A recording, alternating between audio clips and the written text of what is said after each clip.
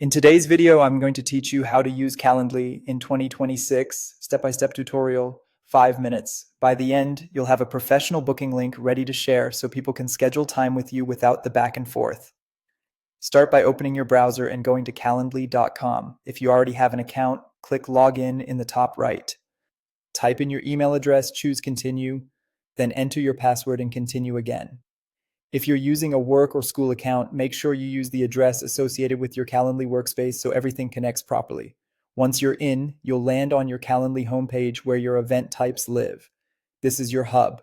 To create a new booking option, click Create. Choose the one-on-one event type if you want a straightforward meeting between you and a single guest.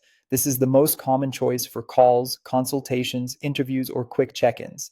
Give your event a clear, descriptive name so invitees know exactly what they're booking. You can add a short description with context, like what the meeting covers and any preparation they should do.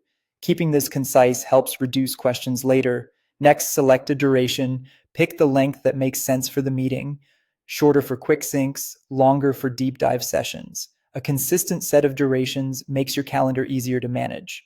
Choose a location. You can connect Zoom or Google Meet so Calendly automatically generates the meeting link, or select a phone call if you prefer. If it's a phone call or in-person meeting, use the description to clarify who dials whom or where to meet.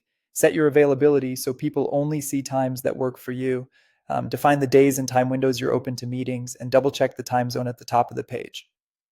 Consider adding buffers before and after meetings, limiting daily bookings, or setting minimum scheduling notice to protect your focus time. If your account is part of a team, choose who will host the meeting. For solo users, you'll select yourself. For teams, ensure the correct person or round-robin option is chosen based on how you route bookings. When everything looks good, click Create. Calendly will generate your event type and show you the share options. Copy the link and send it in an email, add it to your email signature, post it on your site, or share it in a message. A quick pro tip: open the link in a private window to test the experience exactly as your invitees will see it. That's it. You've set up a clean, reliable way for people to book time with you using Calendly.